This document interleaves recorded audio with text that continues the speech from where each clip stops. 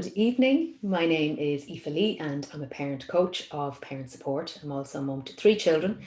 Charlie is 12, Katie is 9 and Jamie is 3 and can't wait to be 4. And being a parent, I know how difficult and challenging it can be on a day-to-day basis, depending on the ages and stages of the kids and also the needs of where our kids are at. Just a little bit about me. I've been supporting families for the last 20 years, primarily with the Health Service Executive, working in early intervention and children in care. And there I went on and set up Parent Support. So predominantly my work is supporting families on a one-to-one basis, as well as providing parenting wellness talks in the workplace for lots of different corporate companies and organisations. And I like to dip my toes in a little bit of media as well. I absolutely love what I do. I'm passionate about my work and supporting families. And being a mum myself, I totally understand, like I said, how difficult it can be. And for tonight's event, I'm absolutely thrilled to be collaborating with Kaliedy. I'm delighted they asked me to come on and share all my advice, my tips when it comes to traveling with the kids. Certainly, I think there is, it's a breath of fresh air to know that we are now able to travel across county borders, meet with family and friends and start planning, at the summer months. And for a lot of families like that, we have to hop in the car. And having my own gang of kids, I totally understand and know that what that brings is a lot of preparation. And I believe that the more prepared we are, the more confident we will be in taking the kids off. And, like that, for the last 12 months, a lot of babies and a lot of small toddlers haven't been on long journeys. So it's trying to strike a balance between us as the parents being prepared but calm and relaxed and taking it one step at a time. And that firstly starts with being as prepared as we can be. So what I'm going to take you through this evening is some of my top tips on traveling, and I hope to share some practical advice, as well as talking about car seat woes. Now, I know we don't have to be going across the country to be dealing with this. And I myself, about 2 years ago, it was in the thick of our youngest fella refusing to get into the car seat, and it was tough. And it took a lot of patience and a lot of perseverance. So I'm hoping to take you through again a couple of ideas of what I can do to help. So just first and foremost, one big thing to consider when you are looking at traveling or making a journey, whether it is short or longer, long in length.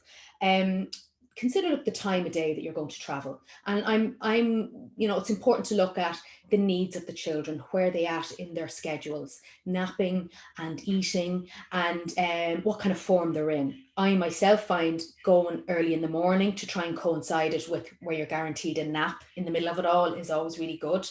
But the more we're able to look at that scheduling, the better, because pre-kids, obviously, we could kind of just go whenever we wanted. But it's important that we take into account where the kids are at. And obviously, the better form they're in, which is not always guaranteed, but the better form they're in, the more typically that journey will flow that little bit easier. Also, for any of our tiny babies, make sure to pack all your nap essentials, whether it's blankies, your bottles, soothers, teddies, whatever it is that they enjoy or like, and be prepared to stop along the way. It's important to factor in stopping, and whether it is that you need to bottle or breastfeed. I do remember my eldest, who is now 12, I took a journey across the west of Ireland, which would typically take 3 hours. I got there in just over 4.5 hours. And of course, at that time, I didn't even think twice about it, but I had to stop several times to feed him. But like that, as our children are weaning, we will want to stop off and feed the kids as well along the way. So I'd often say, the more we're able to look at the schedule of the day and what will suit everybody, particularly the kids, the better. Factor in the stops. Be familiar with the settings along the way. So if you're traveling home or traveling to a part of the country that you are familiar with, or look at what stops you'd be able to kind of go in on the side of the road, or stop off at a car park in a, you know, hotel, and somewhere where you're comfortable, you're not feeling under pressure, and that you can kind of just take it at your ease. And obviously, the earlier you go, the more likely or unlikely you will fall at a time where you have to stop when it's getting dusky or dark. So it's just to bear those things in mind, because all of those will alleviate that pressure. Or if you're traveling on your own, it's making sure that you're stopping off somewhere, it's bright, and you have a little bit of privacy. And again, the more familiar you are, the better. And of course, if you have a toddler who is in the middle of toilet training, or you have got a baby that suffers from colic, all of these things, again, we need to give ourselves permission that, we are going to have to stop along the way, and accepting that. So the more time we give ourselves, the better. One big thing I always find helpful when I'm traveling is the easy access bags. So it could be like a rucksack for ourselves, the parents, something that's nice and wide. Again, depending on how many children you have, how many snacks you have, change of clothes, whether it's bottles, baby equipment. If you're able to have something that's accessible at the bottom of your feet on the passenger side, and the better. So anything that's easy access and you're not having to kind of go right through into the bag, it can really help. So you've got your nappies and your wipes. And again, if you've got a toilet training toddler, remember to bring your couple of changes of clothes, or your baby that may have an accident, or their nappy might leak. It's, anything goes as far as our kids are concerned, as you know. But make sure that you're giving yourself that opportunity where it's making it easier on yourself, and you're not having to get out of the car and pull out suitcases. And for a lot of us, I know in the last number of years we've been renting a travel box for the car journey, to put a roof box, to allow those extra bits and pieces that we can bring along with us. So if you can avoid having to go near that on your journey, then that, the better. But also the kids, again, the older the children, again, as our kids get that little bit older, and our toddlers as well, having those tiny little bags, backpack bags, and you can get them, they're easily accessible. But if you're able to get the kids to put their few little bits and bobs in their toys and entertainment. And I do know that Kaliedy do provide a lot of these books and activities for your long journey. But if you're able to agree with the kids beforehand what they're able to bring, put them in their own bag, again, it's easy access, and they're not as dependent on the parent to be lugging stuff across the back seat of the car. Also, a big thing that I've always loved over the years is when it comes to entertainment. While I know our kids have so much at home, and you're limited really to how much you can bring on a car journey, particularly when you're in the car as opposed to in the boot, packing stuff away in the boot. If you're able to go to your local Euro shop and pick up, even 10 quid's worth of stuff, something there cheap and cheerful, never before seen items. That often gives our kids that wow factor, the novelty factor. And again, it comes in all shapes and forms. It could be pocket books, it could be crayons and colouring books, it could be toy cars, anything that your child might like. And that in itself does help, because as we know, and I often say to parents, if you find that the kids are, certain toys are getting monotonous, toy rotation is really good. So even the weeks to the build up, or the weeks prior to traveling, put away some stuff that they're not going to see for a number of weeks. So when you do produce them or reproduce them, they will, it'll be interesting and it'll be fun for them. And it's a great thing to consider, because kids love surprises, and if we're able to produce something on hand, it can bide a bit of time. One thing I would say, when talking about the likes of entertainment and activities, The one other part of this is, and I've always again encouraged the audiobooks for young and old. There's some lovely books called The Tiger Who Came to TT, the Gruffalo, all of these nursery rhymes, all of these books come in audio. And again, depending on, typically a lot of your children's favorite books now are on audio. And that's another part of what you can do to keep the kids entertained, as well as for the adults as well. If you do tend to share your music with the kids at home, whether it be at the weekends or the evenings, encourage that playlist as well that you can have in the car. And look, we aren't going to be able to manage every second of the journey. There are going to be quiet moments, and there are going to be times where kids are going to be nodding off and sleeping or eating. We don't have to have them entertained every step of the way. But if you're able to add in different aspects, taking a break, even stop in the car, like I said, factor in those stops to stretch the legs. If the kids are irritable, make sure to, give them that opportunity when it's safe to do so, to stop the car and just refresh. So definitely the little bit of activities, entertainment, the books as well, which I know Kaliedy stock a lot of too. And then your music options is also a good thing. And when it comes to the snacks and the drinks, the more again accessible they are, the better. And it's also knowing that the kids will potentially graze all the way down. So if you can pre-prepare snacks and even meals, again, if you've got a weaning baby or you have a toddler that loves their finger food, the more you're able to have them on hand, the better. You don't have to necessarily stop. Obviously, you need to be mindful of them eating and making sure that they're safe, and you can keep an eye on them. But I often find the clear bag, so this is something that I use for my own children. You'll see all the carrot sticks and the yogurts and the raisins, all finger food, something that's really handy again to access. It's clear, so the kids are able to see. This is something that they could have in their own bag. This is something that I use for my youngest lad's lunch actually at school. So they're reusable, can be used in the dishwasher. And when you do arrive at your destination and you are going for your days out, and I'm telling you, I cannot wait to be able to do all of this. But when you do have those opportunities, this is something that you can use on the other end when you're on your holiday and you're going out for your day trips. Again, the fun stuff, the fun snack bags are always good. Again, it creates a little bit of novelty. And there are a lot of stuff out there on the market that have got the the hot flasks and like that, the bags where you can pack up any pre-prepared food to keep it hot. And again, bear in mind, it's okay to stop your journey and take a breather and get some fresh air. And with that, then the kids will be fresher and more revived and back into the car again.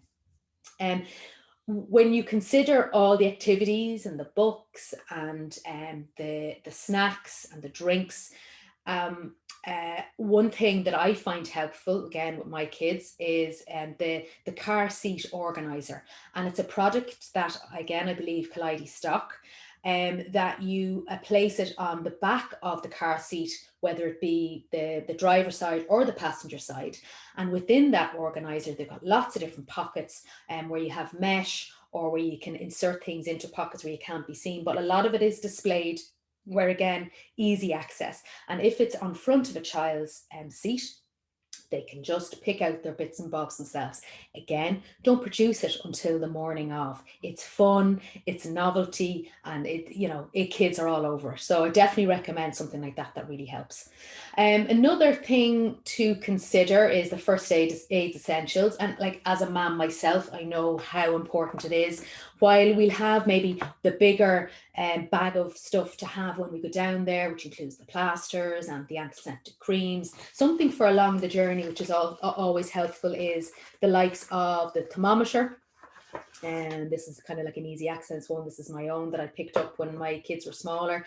And the liquid paracetamol or the easy melts, all in sachets, in the 5 ml pockets that is required, so there's not messing with spoons and bottles. And then the easy melts are for the 6+, and they're always handy. Again, this is stuff that I've used as a mom myself.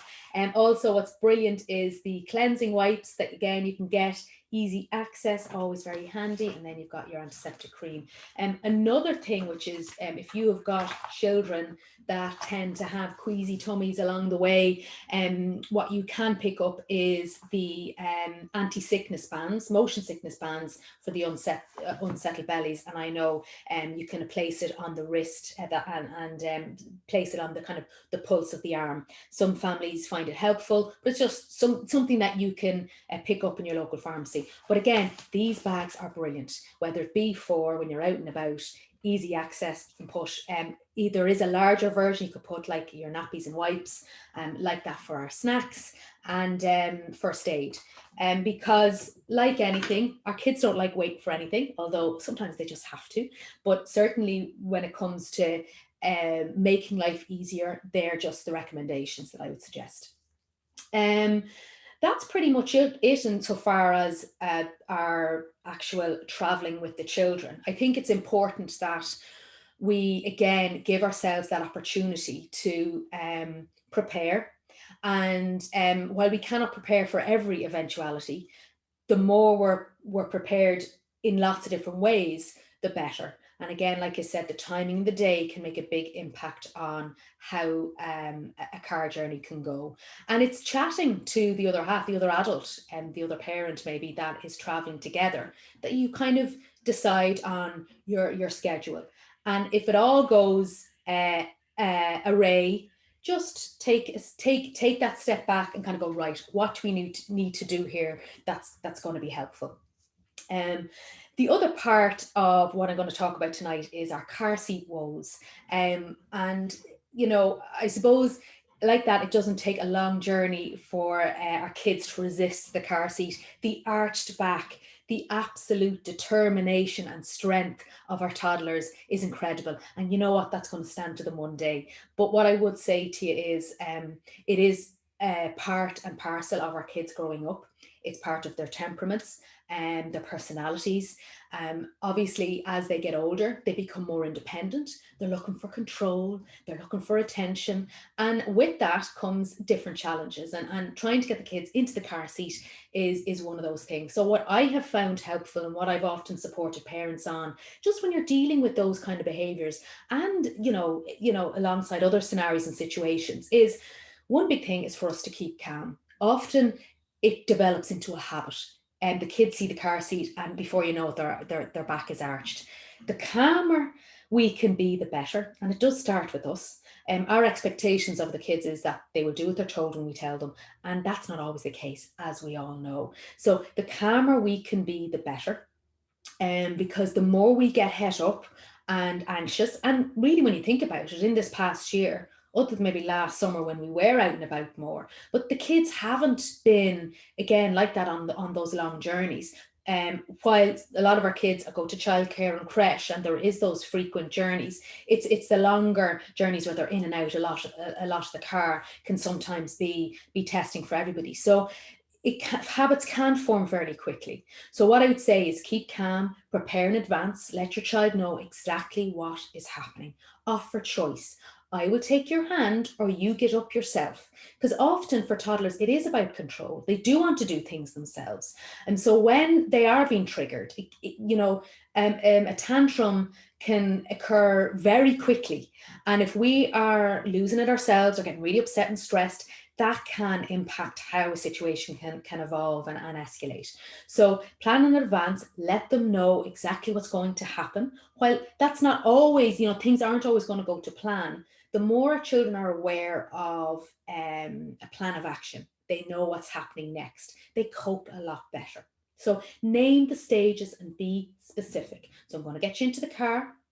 Again, have your car organizer, get distractions. What is it that you want to take into the car with you? And maybe what book do you want to listen to on the radio? Again, it's distraction, and it's trying not to feed into the whole situation. And again, the more pressure we're under, trying to get the kids in the car, the more difficult it is. So give yourself that extra 5-10 minutes. Let them go out to the car. Let them potter about the car as long as they're safe. Let them potter about in the car, maybe while you're packing up the boot. But just let them be familiar and give them the lay of the land, and again give them options, provide snacks. It's just to try and make it that little bit easier for everybody. Acknowledge feelings. Again, this is a big thing. And when we acknowledge our children's feelings, they do feel validated and understood. And when they are upset, it's like, I know how much you don't like this car seat. I know how tricky it is. I know how uncomfortable it is. How about, let's see how we can make this a bit more comfortable for you. Or I know you're frustrated. Often when, if we're like, oh, get on with it and you'll be grand, kids can fight with us on that, and they can struggle. So if we're able to name that frustration or that upset, give them that, and often it can diffuse the situation or it can dampen things down. But like that, if we are really upset and stressed, our kids will pick up on that. They pick up on our energy, they pick up on our emotion.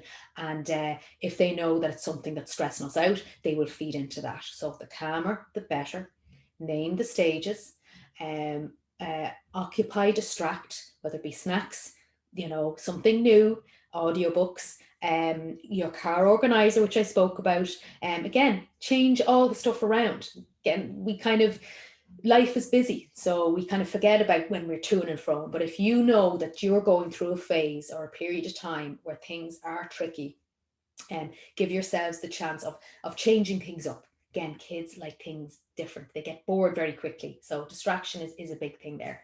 And really, again, when they have sat and allowed you put their belt on, again, kids are getting that little bit older. The older toddler is able to maybe put that, when they've moved from the straps and are now onto the belt, that they're able to put the belt on themselves. Again, give them that little bit of extra time to do that. It's something that they are in control of. And praise and encourage. And I know a lot of us praise and encourage our kids, but if you are focusing on a changed behavior, if there's something that you've been working on, you've been focusing on, and particularly in this scenario, well done, you did a lovely job. God, you sat in nicely and you let mom or you let dad or you let nanny put on your straps. Good man yourself. Be specific to what you're praising them for, because that's how children know what's happening, and again, like that, what they're being praised for.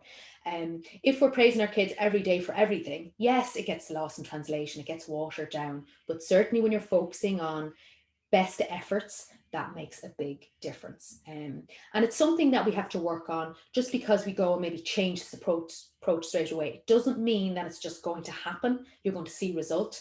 Persevere, be consistent, and stick to the same messaging. Again, children cope a lot better when they know a plan, or if we're able to name those stages for them. That's pretty much it. I'm hoping that you have gotten something out of tonight's IGTV. Just insofar as Kaliedy and the company that they are, they've got a great selection of products, whether it be for the families and parents or expected parents, a wide variety of branded products as well as their own. Like I mentioned, a lot of activities, a lot of books, a lot of car seats. And if you do want help and assistance with those larger equipments, they are available and can assist via their WhatsApp. I do believe they have got a number that you can try out, which is 083 0212 654. So if that is something that you are interested in finding out more about, you can certainly get in touch with them. Also, if you sign up to their newsletter, you get 10% off your products. So that's all good news, isn't it? For anything else that you are interested in, just get in touch with the guys in Kaliedy. I know for sure when it comes to traveling with the kids, and they have got so much, including that organizer. And what else they have? A toddler neck pillow, a baby view mirror, which I know I found really helpful. Car window blinds, again, that you can place and block out the sun. Brilliant for napping as well. So listen, thank you so much for tuning in tonight. I'm hoping that you found all of that helpful, and wishing you the very best of luck on your journeys. And take care.